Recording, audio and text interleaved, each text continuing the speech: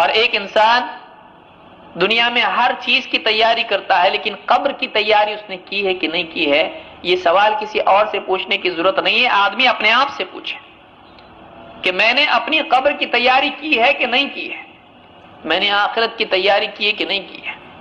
بچہ امتحان میں باپ اس کو ڈانٹتا ہے، باہر اگر کھیلتا کودتا دکھائی دے اور جلدی آ جائے اگر جاب سے، باپ دیکھتا ہے میرا بچہ تھوڑی دیر روک لیتا ہے گاڑی، بچے کھیل رہے ہیں گراؤنڈ کے اوپر، دیکھتا ہے میرا ہی بچہ ہے، ہاں اس کو آواز دے کے بلاتا ہے، نہیں آیا تو گاڑی لے کے اس تک جاتا ہے۔ کیا کر رہا ہے؟ کھیل رہا ہوں، کل امتحان ہے، شرم نہیں آتی؟ کل امتحان ہے، آج تو کھیل رہا ہے۔ یہی بچہ اگر باپ سے پوچھے آپ کا بھی تو امتحان قبر میں ہونے والا ہے، آپ یہ کیا کر رہے ہو؟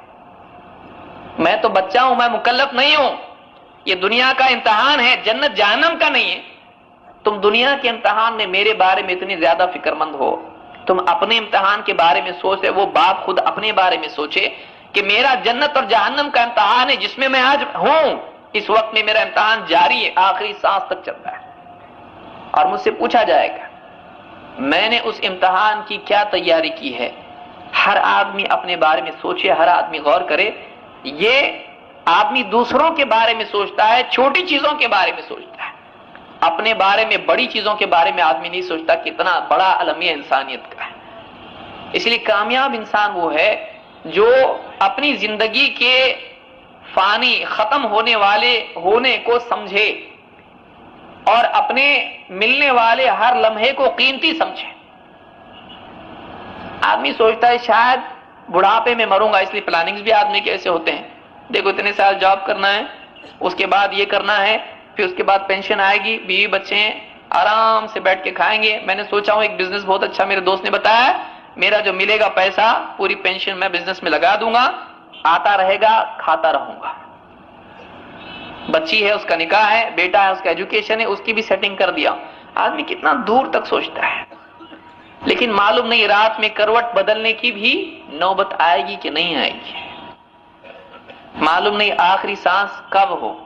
کتنا انسان سوچتا ہے دنیا کے بارے میں، حالانکہ اگر اس سے پوچھا جائے بھائی دنیا میں کتنا رہنے والے، دنیا میں کوئی بھروسہ نہیں موت کا، اور اس کے سامنے لوگ ایک ایک کر کے جاتے رہتے ہیں۔ ایسا بھی نہیں کہ سب کے لیے ایک دن موت کا مقرر ہو، ایک کے پیچھے ایک لوگ اس کے سامنے جاتے رہتے ہیں، دیکھتا رہتا ہے، اس کو ہوش آنے کے لیے جگایا جاتا رہتا ہے، آدمی نہیں جاگتا ہے۔ جو دوسرے کی موت دیکھ کر نہیں جاگے، وہ اپنی موت کے بعد جاگے گا ایک ایسی دنیا میں جس میں کچھ نہیں کر سکتا ہے، اور ہڑبڑا کے جب اٹھے گا دیکھے گا، اس سے پوچھا جائے گا من ربک، اس کے بعد اس کا احساس اس کو ہوگا کہ میں نے تو تیاری اس کی نہیں، اس کے بارے میں نے کچھ کیا نہیں۔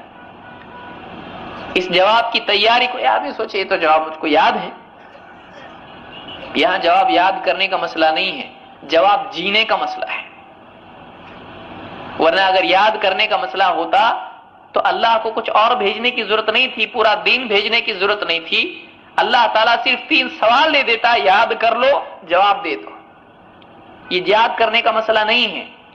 ان 3 سوالات کی تیاری اس کو حافظے میں بٹھانے کے اعتبار سے نہیں ہے کہ بس یاد کر لیا اور تیاری ہو گئی۔ یہ پریکٹیکل سوال ہیں کہ ان سوالات کو آدمی جانے، ان کو تسلیم کرے اور اپنی زندگی کو ان سوالات کے مطابق ڈھالے،